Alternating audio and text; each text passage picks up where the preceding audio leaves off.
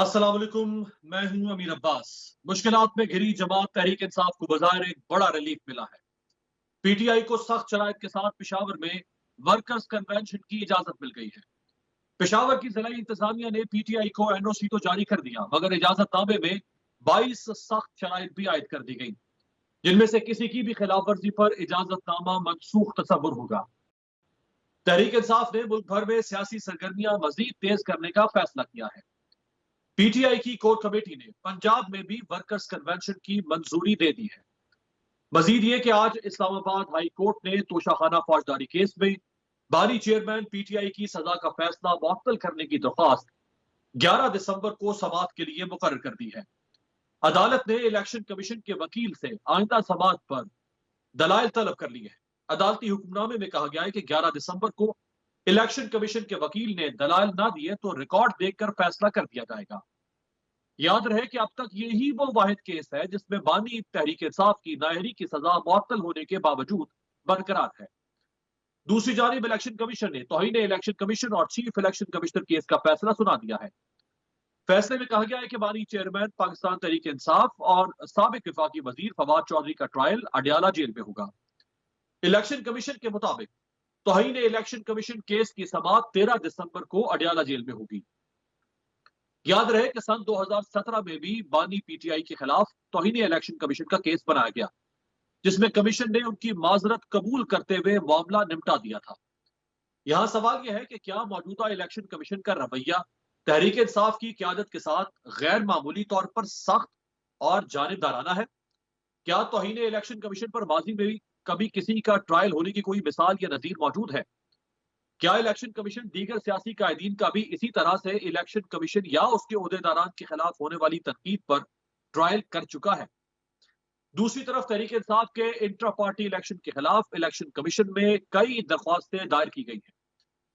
इस हवाले से बैरिस्टर अली जफर का कहना है कि पीटीआई के इंट्रा पार्टी इलेक्शन के खिलाफ दरख्वास्तें दायर करने वाले पार्टी के मेंबर ही नहीं, इसलिए ऐसे लोगों को इंट्रा पार्टी इलेक्शन पर एतराज का कोई हक हासिल नहीं।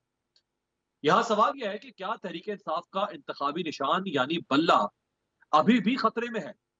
मौजूदा सियासी सूरत हाल पर तबसरा करते हुए मारूफ सहाफी मजहर अब्बास ने अपने हालिया कॉलम में लिखा है कि भुट्टो से इमरान खान तक का अगर जायजा लें तो अगर कोई जोर जबरदस्ती से आउट किया जाए तो वो अमर हो जाता है। पीपल्स पार्टी पर जितने भी तजर्बात हुए उसने पार्टी को मजबूत किया। पीपल्स पार्टी से इंतखाबी निशान तलवार ले लिया गया तो उस पर वोटों के तीर चलने लगे। पार्टी तोड़ी गई, बड़े बड़े नाम अलग हुए, मगर वो सब सियासी बोले साबित हुए। लिहाजा हर तरह का माइनस फार्मूला नाकाम हुआ। लेकिन क्या इस बार तहरीक इंसाफ का -1 फार्मूला कामयाब होगा या नहीं? इस पर बात करने के लिए हमारे साथ मौजूद हैं पाकिस्तान तहरीक इंसाफ के रहनुमा और साबिक चेयरमैन तहरीक इंसाफ के वकील नईम हैदर पंजोता साहब। बहुत शुक्रिया पंजोता साहब, आपको वर्कर्स कन्वेंशन की इजाजत तो मिल गई खैबर पख्तूनख्वा में, लेकिन 22 शराइत उस पर रखी गई हैं और यकीनी तौर पे सख्त शराइत है। एक शर्त की भी अगर आपने खिलाफ वर्जी की तो इजाजतनामा मनसूख हो जाएगा। ये जलसे की पहले भी हमें इजाजत इसी तरह से दी गई, लेकिन मसला ये है कि पाबंदियां सिर्फ और सिर्फ जो है वो पाकिस्तान तहरीक इंसाफ के ऊपर हैं। अगर PMLN जलसा करे, पीपल्स पार्टी करे, परवेज खटक साहब करें या कोई भी करे, तो उनको बाकायदा प्रोटोकॉल भी हासिल है। सिक्योरिटी बड़े इंतजाम करके आगे पीछे गाड़ियां लगी होती हैं और जाते हैं लेकर जनाब के बड़े बादशाह सलामत आ गए।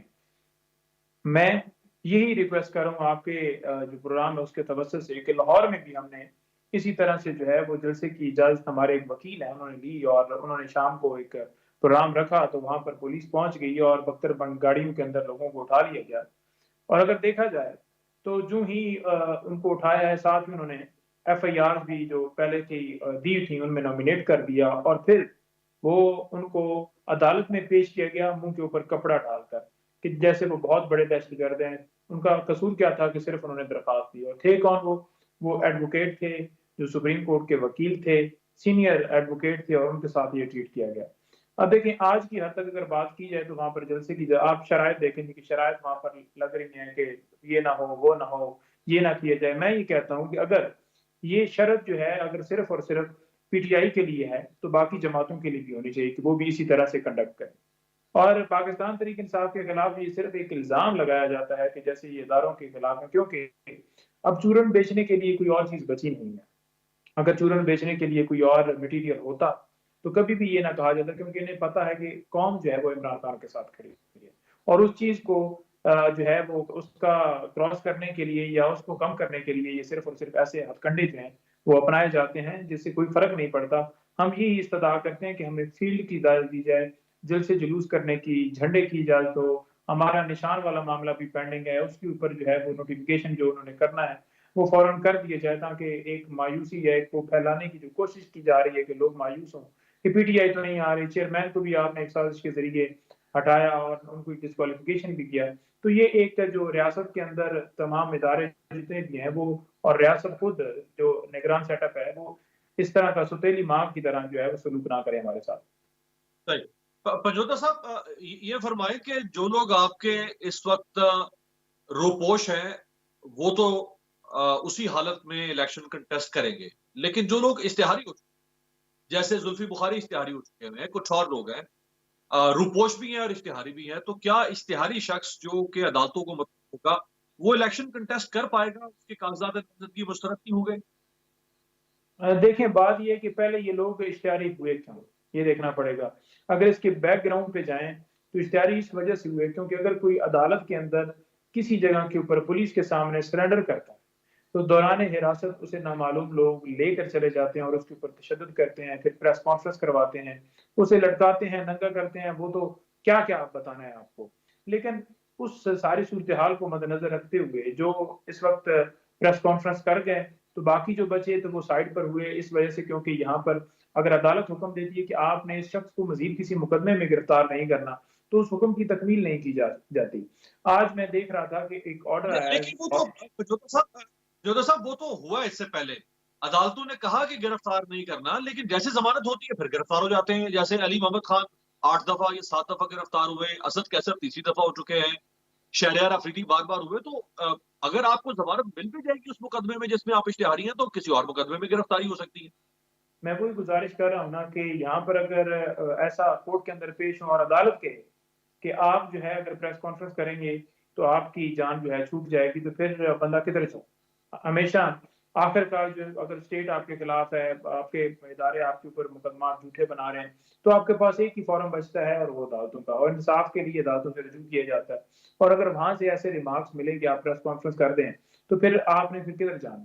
دوسری طرف اگر دیکھا جائے تو میں یہ دیکھ رہا تھا کہ لاہور کے اندر آج ایک آرڈر آیا ہائی کورٹ کے ہمارے جسٹس صاحب نے، انہوں نے آرڈر کیا ہے. اس کے اندر وہ لکھ رہے ہیں کہ میں نے جو ہے وہ بار بار جو ہے وہ بلانے کی جو ہے وہ ان کو وارنٹ گرفتاری جاری کی ہے، نان ویلیبل اور ویلیبل وارنٹ جو ہے وہ آئی جی صاحب پہ اور ایس ایس پی صاحب پہ جاری کی، لیکن اس کے اوپر ایگزیکیوٹ نہیں کیا گیا، اس کے اوپر عمل نہیں ہوا، اور نہ ہی میرے بار بار بلانے کے اوپر جو ہے وہ دونوں افسران جو ہیں وہ میرے پاس پیش ہوئے ہیں. تو لہٰذا وہ جو ہے وہ لیٹر لکھ رہے تھے کہ حکومت جو ہے نا میرے اس کے اوپر کوئی نمائندہ منتخب کرے جو کہ مجھے پکڑ کر یہ لوگ دیں. تو جب جسٹس جو ہے اس طرح کا آرڈر کریں گے کہ میرے کہنے کے اوپر نہیں کو مارے، یہاں پر یہ تھوڑی ہے کہ آپ کسی اپنے ملازم کو بلا رہے ہیں تو وہ آپ کے پاس نہیں آ رہا. اگر عدالت کے کہنے کے اوپر کوئی بھی کسی بھی ادارے کا افسر ہے وہ نہیں آتا تو پھر آپ دیکھ لیں کہ اس کے اندر کس طرح کی کیا پوزیشن ہوگی. میں آپ کو بڑی ایک واضح تھوڑی سی ایک مثال جو ہے وہ دینا چاہتا ہوں اپنا بات کے حوالے سے.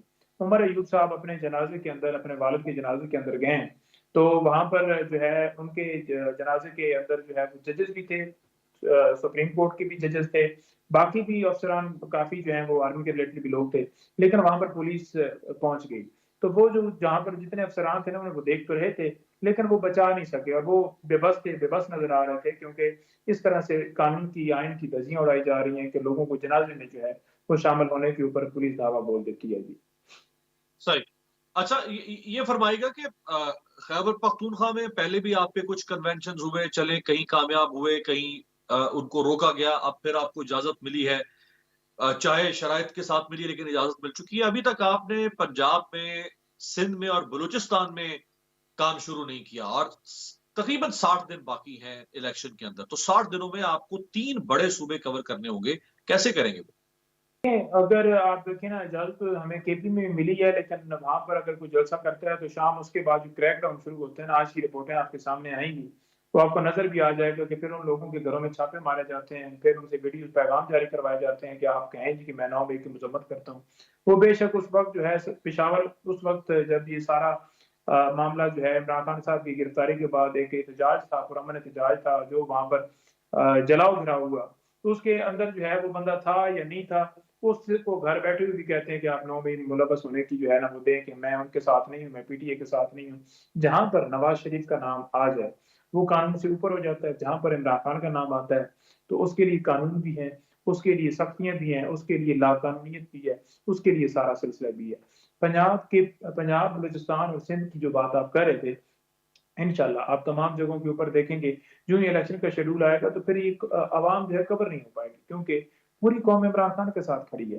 تو اگر پوری قوم عمران خان کے ساتھ کھڑی ہے تو آپ 1 2 10 100 50 500 بندوں کو تو گرفتار کر سکتے ہیں، تو پھر آپ لاکھوں پھر کروڑوں بندوں کو کیسے آپ گرفتار کریں؟ تو جو ہجوم دفعہ سے نکلے گا تو میں یہ دیکھ رہا ہوں کہ پھر جو ہے نا وہ انقلاب ہوگا، پھر کنٹرول نہیں ہو پائے گا ان سے۔ یہ فرمائیں کہ 14 دسمبر تک یا زیادہ سے زیادہ 15 دسمبر تک الیکشن شیڈول اناؤنس ہو جائے گا، اور جیسے الیکشن شیڈول اناؤنس ہوگا کاغذات نامزدگی جمع ہونا شروع ہو جائیں گے، تو تحریک انصاف کے امیدواروں کو حتمی فہرست کے طور پر کون دیکھے گا؟ کیا جو بھی موجودہ چیئرمین ہے وہ اور کور کمیٹی فیصلہ کرے گی، یا سابق چیئرمین جو جیل میں ہیں وہ حتمی طور پہ ویٹ کریں گے آپ کی فہرست کو، جو فہرست فائنل کی جائے گی، جن کو ٹکٹ اناؤنس کرے گی پارٹی؟ اس کا مرحلہ کیسے طے ہوگا؟ دیکھیں پہلی بات بھی میں گزارش کرتا جاؤں کہ یہاں پر یہ نہیں ہوتا کہ صرف عمران خان صاحب بھی جو ہے وہ خود کہتے ہوں کہ میں اپنی مرضی سے جو ہے وہ یہ بھی میں لوں گا یہ بھی میں لوں گا، بلکہ ایک مکمل مشاورت ہوتی ہے۔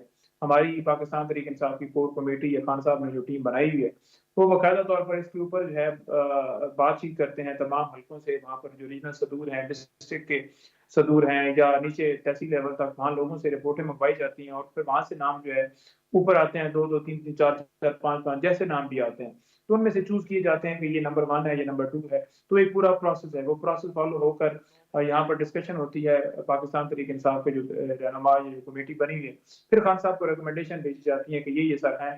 تو اس میں سے ایسا ہوتا ہے کہ خان صاحب خود بھی بہت زیادہ، کیونکہ لوگوں عوامی آدمی ہیں تو وہ پہلے بھی ایک ایک کہیں ایسے ہلکے آتے ہیں انہیں خود ہی پتا ہوتا ہے کہ اس جگہ پر تو وہ ہے، تو وہ ہمارے ساتھ تو اتنے ٹائم سے کھڑا ہے، اور وہ ہمارے ساتھ اس نے یہ جگہ کے اوپر یہ کیا، تو وہ ایک ایک چیز جو ہے ان کے نوٹس میں ہے، پارٹی کے نوٹس میں ہے، اور انشاءاللہ ہمیں لائے عمل کے حوالے سے کوئی مسئلہ نہیں ہے، ہمیں فیلڈ کا مسئلہ ہے، جھنڈے کی پابندی ہے، جلسے کی پابندی ہے، کینڈیڈیٹس کی ابھی بھی لسٹیں بنائی گئی ہیں، اور بار بار جو ہمارے امیدوار ہیں پکڑا جاتا ہے، پھر سے پریس کانفرنس کروائی جاتی ہیں، یہ سلسلہ نہیں روک رہا۔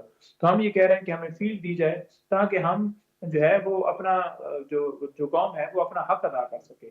نواز شریف صاحب بیٹھ کر یہ کہتے ہیں کہ ووٹ کو عزت ہو، کبھی انہوں نے یہ کہا ہے کہ جناب ہم کہتے ہیں کہ فری اینڈ فیئر الیکشن کروائے جائیں؟ کیونکہ ہمیشہ وہ دھاندلی سے آتے ہیں، تو اب بھی ان کا دل ہے کہ ہم دھاندلی کے ذریعے آئے ہیں۔ ٹھیک ہے جی، تو میں یہ گزارش کروں گا کہ اب میرا خیال میں اگر وہ ووٹ کی عزت ہو کہ ساری پارٹیاں نعرہ لگاتی ہیں تو انہیں کہنا چاہیے، کیونکہ وہ کہتے اس لیے نہیں ہے کیونکہ عوام میں ان کی پذیرائی نہیں ہے، اور اسی وجہ سے کبھی وہ باپ کا سہارا لیتے ہیں، کبھی وہ آج گئے ہوئے تھے شجاعت کے پاس گئے ہوئے تھے، کبھی وہ جناب ایم کیو ایم کے پاس جاتے ہیں، کبھی وہ وہاں پر جناب کے پی کے میں جاتے ہیں، مولانا صاحب سے ملتے ہیں، تو یہ اسی وجہ سے ان کو جو ہے بیساکھیوں کا سہارا لینا پڑتا ہے۔ اگر قوم میں پذیرائی ہوتی تو وہ جو جلسہ 21 کو انہوں نے کیا تھا اس کے بعد کوئی اور بھی ایک جلسہ یا کہیں پر آپ کو ایکٹیویٹی نظر آتی، جو کہ نہیں آتی، کیونکہ وہاں پر گو نواز گو کے نعرے لگ رہے ہیں، تو اس لیے پھر وہ کرواتے نہیں کہ ہماری بےزتی نہ ہو جائے۔ اور جو موجودہ چیئرمین ہے، نئے منتخب چیئرمین بیرسٹر گوہر، وہی اب لیڈ کریں گے پارٹی کی جو الیکشن کیمپین ہے؟ انتظامی طور پہ تو بہرحال وہ چیئرمین ہے، لیکن جو کیمپین ہے پارٹی کی وہی لیڈ کریں گے؟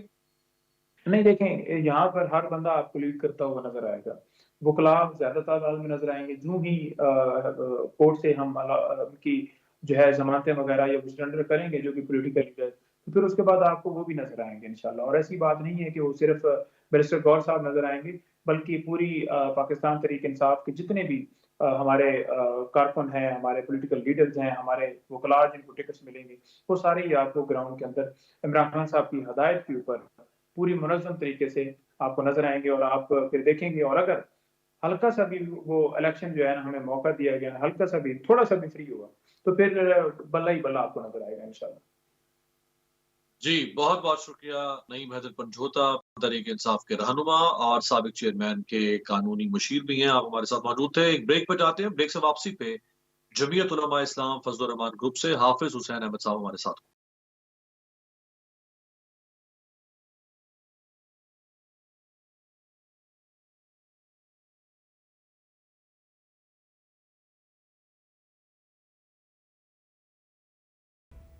ब्रेक के बाद खुश आमदेद। पाकिस्तान के इंतखाबी और सियासी मंजरनामे में मुस्लिम लीग नवाज और JUI फे बड़ी महारत के साथ अपनी बिसात बिछाती नजर आ रही हैं। एक तरफ ये जमातें एक दूसरे से इंतखाबी इत्तेहाद कर रही हैं। JUI के सरबरा मौलाना फजलुर रहमान ने कहा है कि इलेक्शन के लिए तैयार है, मगर हमें माहौल दिया जाए। दो सूबे इस वक्त बदअमनी की लपेट में है। इस बदअमनी की सूरत हाल में क्या इंतखाबात हो सकते हैं? यहाँ सवाल यह है कि क्या JUI फे 8 फरवरी को इंतखाबात के हक में वाज़ेह मौक़िफ़ रखती है या नहीं। अगर खैबर पख्तूनख्वा में हालिया दहशतगर्दी की लहर की बात करें तो ये तशवीशनाक जरूर है, लेकिन इन्हीं हालात में पाकिस्तान पीपल्स पार्टी ने खैबर पख्तूनख्वा में कामयाब जलसे मुनक्किद किए हैं। खैबर पख्तूनख्वा में कुछ वर्कर्स कन्वेंशन तहरीक इंसाफ भी कर चुकी है। इस ज़मन में यह बात भी अहम है कि इलेक्शन कमीशन के हुकाम से मुलाकात के बाद निगरान वज़ीर आला खैबर पख्तूनख्वा जस्टिस रिटायर्ड अरशद हुसैन ने कहा है कि हम यानी हुकूमत इलेक्शन के इनेकाद के लिए तैयार है। इसी तरह chief election commissioner Sikandar Sultan Raja ने भी खैबर पख्तूनख्वा में आम इंतखाबात की तैयारियों पर इत्मीनान का इजहार किया है। अगर बलूचिस्तान की बात करें तो नून लीग और पीपल्स पार्टी वहां भी अपनी सियासी सरगर्मियां जारी रखे हुए हैं। तो फिर JUI फे की क्यादत बदअमनी पर खदशात का इजहार क्यों कर रही है? अहम बात यह है कि मौलाना फजलुर रहमान के पुरअमन इंतखाबी माहौल के मुतालबे पर पाकिस्तान पीपल्स पार्टी ने भी शदीद तनकीद की है। पीपल्स पार्टी के सेक्रेटरी इत्तलात फैसल करीम कुंडी ने मौलाना फजलुर रहमान पर तनकीद करते हुए कहा है कि अवाम की अदालत के फैसले से खौफजदा लोग इलेक्शन नहीं चाहते। उन्होंने खैबर पख्तूनख्वा के गवर्नर और मौलाना फजलुर रहमान के रिश्तेदार हाजी गुलाम अली के बयान का भी हवाला दिया और हैरत का इजहार किया और कहा कि खैबर पख्तूनख्वा में मौलाना की हुकूमत है, पता नहीं वो कौन सा साजगार माहौल चाहते हैं जो उनको मिल नहीं रहा। इसके बरक्स निगरान वजीर दाखिला सरफराज बुख्ती का कहना है कि अमन अमान की सूरत हाल इस वक्त दिन ब दिन बड़ा चैलेंज बनती जा रही है और मौलाना फजलुर रहमान की अमन अमान के हवाले से बात बहुत हद तक दुरुस्त। दूसरी जानिब JUI के सरबराह मौलाना फजलुर रहमान साहब ने ऐलान किया है कि JUI का नून लीग से इंतखाबी इत्तेहाद हो गया है। इस हवाले से कमेटियां बनाई है। हम खैबर पख्तूनख्वा में और नून लीग पंजाब में हमसे तामुल करेंगे। उनका कहना था कि मुस्लिम लीग नून के साथ हमने तहरीक मिलकर चलाई। हम नवाज शरीफ की पार्टी के साथ ताल्लुक बरकरार रखना चाहते हैं। हम सीट एडजस्टमेंट भी करेंगे। याद रहे कि नून लीग और JUI फे सिंध में MQM समेत दीगर जमातों को साथ मिलाकर एक ग्रैंड अलायंस बनाने की तैयारी कर रही है, जबकि जमीयत उलमा इस्लाम सिंध के जनरल सेक्रेटरी मौलाना राशिद महमूद सुमरो ने बिलावल भुट्टो के मुकाबले में इलेक्शन लड़ने का भी ऐलान कर रखा है। हमारे साथ मौजूद है JUI फे के मरकजी सीनियर रहनुमा हाफिज हुसैन अहमद साहब। जहां तक अमन अमान की सूरत हाल है हाफिज साहब, तो खैबर पख्तूनख्वा हो या बलूचिस्तान हो, सियासी सरगर्मियां तो चल रही हैं।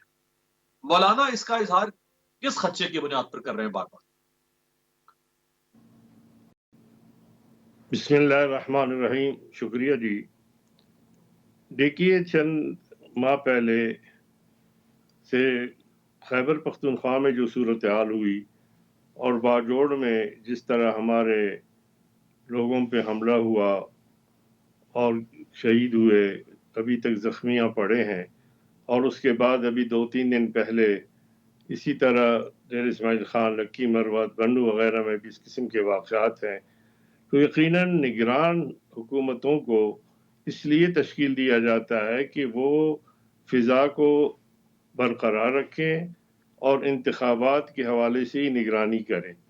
तो मैं समझता हूँ कि जमीयत उलमा इस्लाम ने इंतखाबात के हवाले से तो सन 18 के बाद ही बात की थी कि इस इंतखाबात को कलअदम करार देकर असरनौ इंतखाबात कराए जाए। भला हम कैसे इंतखाबात को मज़ीद मुलतवी करने की बात कर सकते हैं? लेकिन ये हमारा हक़ बनता है कि हम कहें कि फ़िज़ा को इस अंदाज में बात की जाए और फ़िज़ा को उस अंदाज में मुकद्दर होने से रोका जाए। और ये ज़िम्मेदारी किसकी है? अगर हमारी बात गलत है तो इस वक्त निगरान वज़ीर दाखिला सरफराज बुख्ती साहब क्यों कह रहे हैं कि मौलाना फजल रहमान के खदशात दुरुस्त है? اس کا مطلب یہ ہے کہ ہماری جو بات ہے اس میں وزن ہے، اور ہم یہ بات برملا عرض کریں گے کہ ان علاقوں میں، قبائلی علاقوں میں یا جہاں پر جمعیت علماء اسلام کے پاکٹس ہیں، وہاں پر جب انتخابی مہم چلائے جائیں گے تو یقیناً یہ خدشات ہوں گے، اور بلوچستان میں خود ہمارے تمام رہنماؤں پر مختلف اوقات میں خودکش حملے ہوئے ہیں۔ اس لیے ہم سمجھتے ہیں کہ اس بات کو یہ نہ کہا جائے کہ ہم انتخابات سے فرار کی بات کرتے ہیں۔ جہاں تک پیپلز پارٹی کے دوستوں کا تعلق ہے تو وہ خود کہتے ہیں کہ جی ہمیں مساوی طور پر موقع دیا جائے، اور برملا یہ بات کرتے ہیں، اور وہ تو باقاعدہ طور پر میاں محمد نواز شریف صاحب اور مسلم لیگ نون کا نام لیتے ہیں۔ ہم کہتے ہیں کہ ہمارے جو پاکٹس ہیں، ہمارے جو علاقے ہیں، ان علاقوں میں یقیناً بدامنی کے حوالے سے فرض بنتا ہے نگران حکومت کا کہ وہ دیگر معاملات کو نظر انداز کرتے ہوئے اس پہ زیادہ توجہ دے، اور اس وقت جتنی ہماری 36 سے زیادہ ایجنسیاں ہیں وہ اس بات کو یقینی بنایا جائے، کیونکہ خود مختلف خطوط بھیجے جاتے ہیں مختلف سربراہوں کے نام کہ آپ کی جان کو خطرہ ہے، اور ساتھ ہی کہتے ہیں کہ جی وہ اس لباس میں ہوگا، اس قد کا ہوگا، اتنی عمر ہوگی اس کی۔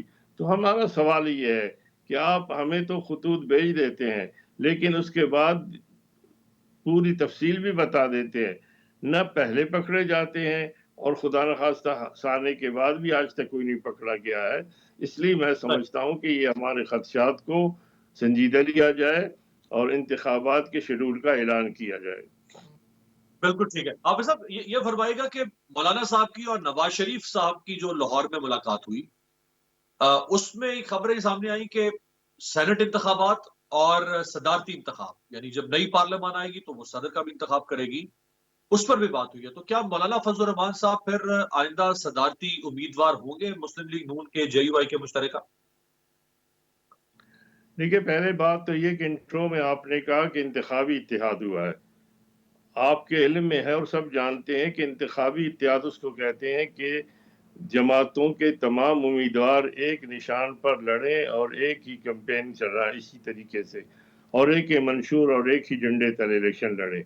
جہاں تک جے یو آئی اور مسلم لیگ نون کا تعلق ہے تو انتخابی اتحاد نہیں، البتہ یہ بات شروع میں طے ہوئی تھی جب اسلام آباد میاں محمد نواز شریف صاحب اپنے وطن واپسی کے بعد مولانا فضل الرحمان سے ملاقات کے لیے تشریف لائے تھے۔ اس وقت میں بھی موجود تھا، تو انہوں نے کہا تھا کہ ہم آپس میں انتخابات کے حوالے سے بھی تعاون کو جاری رکھنا چاہتے ہیں۔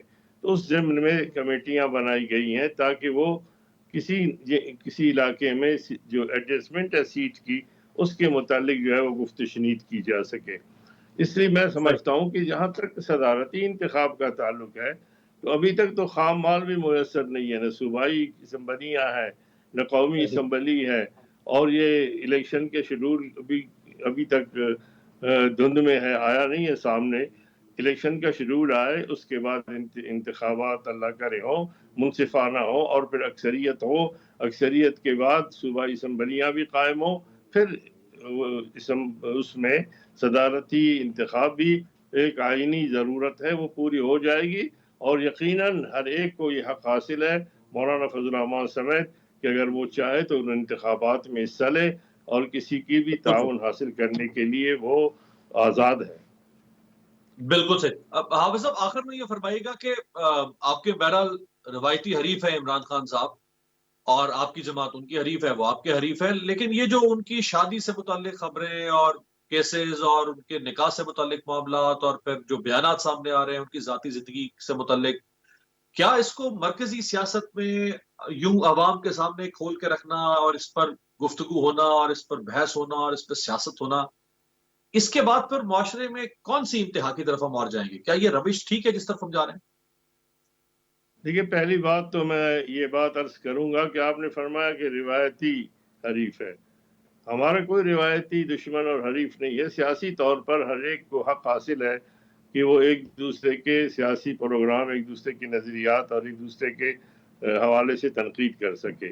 جمعیت علماء اسلام نے شروع میں ہی یہ بات کی ہے کہ آپ مثبت انداز میں تنقید کریں اور مثبت انداز میں اپنے پروگرام کو چلائیں۔ اس قسم کی جو باتیں ہیں ماضی میں بھی اس قسم کی باتیں ہوتی رہی، ہم نے ان کی مذمت کی ہے، اور ہم بھی چاہتے ہیں کہ میدان میں سب کو چھوڑ کر براہ راست عوام کے پاس چلا جایا جائے، اور اس قسم کی جو حرکات ہیں جس کے ذریعے انتخابات کے وقت اس قسم کے حالات سامنے آتے ہیں، ماضی میں بھی آتے رہے، اس قسم کے حالات اب بھی آتے رہیں، تصویریں بھی پھینکی گئی، سوشل میڈیا میں بھی بات ہوا، ہم سمجھتے ہیں کہ اس کو بند ہونا چاہیے اور اس کی مذمت ہونی چاہیے، اور میڈیا کو بھی چاہیے کہ جب تک کسی بات کو ثبوت کے اس حد تک نہیں پہنچا جائے اس سے اس حوالے سے اس کی تشہیر کو کم سے کم کیا جائے۔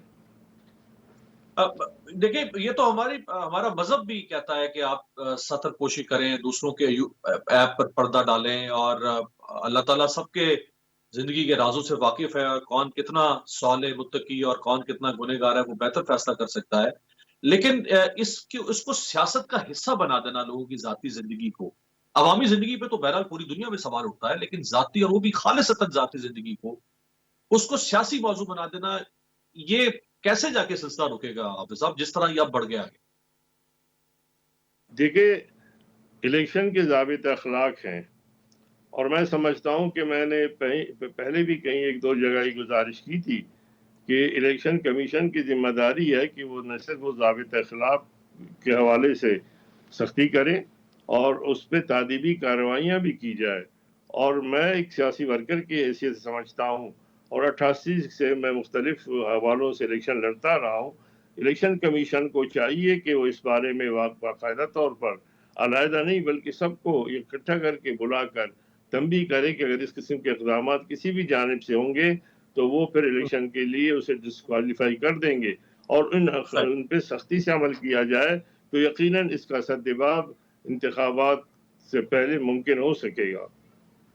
بہت بہت شکریہ حافظ حسین احمد صاحب، جمعیت علماء اسلام فضل الرحمان گروپ کے رہنما ہمارے ساتھ موجود تھے۔ ایک بریک پر جاتے ہیں، بریک سے واپسی پہ موسمیاتی تبدیلی کس طرح پاکستان سے لے کر پورے کرۂ ارض کے ماحول کو تباہ و برباد اور انسانی زندگیوں کو متاثر کر رہی ہے۔ بریک کے بعد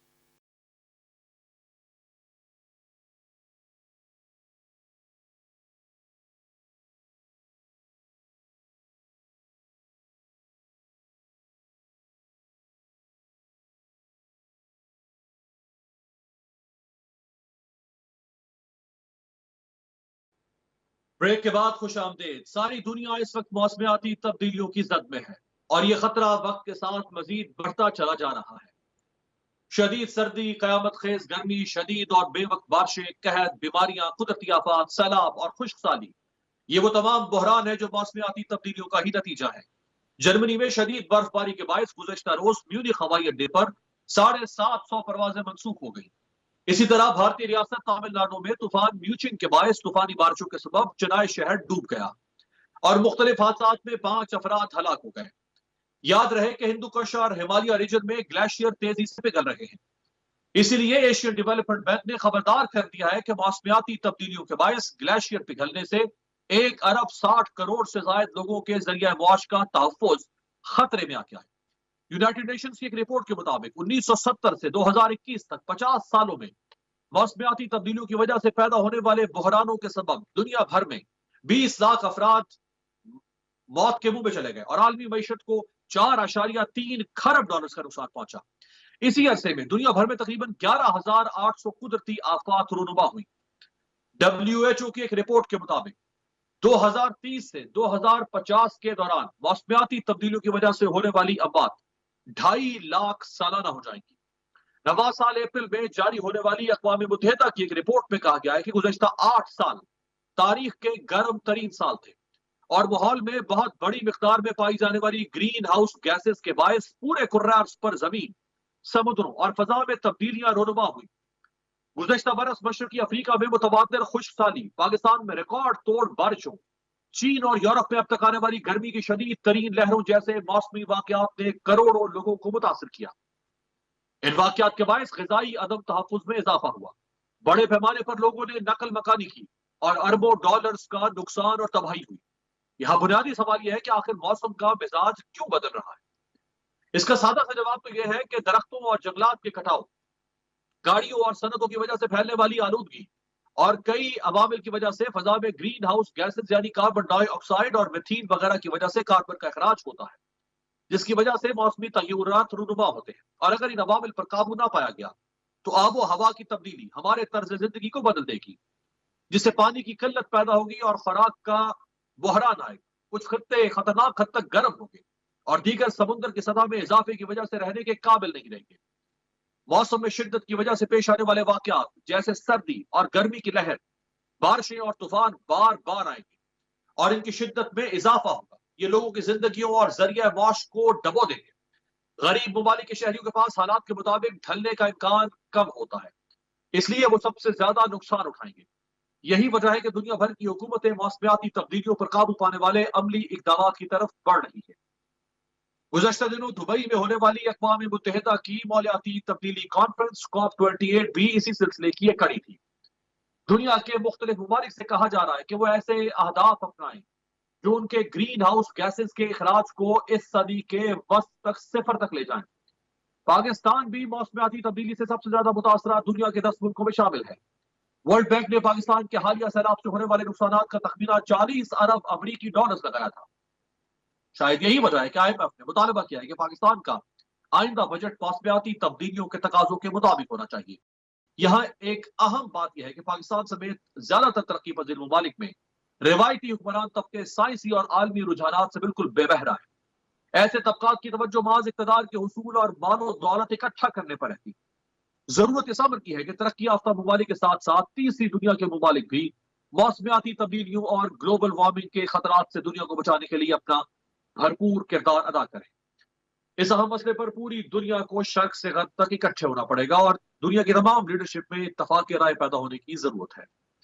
آپ سے ملاقات ہوگی کل، دیکھتے رہیے گا جمہوریت۔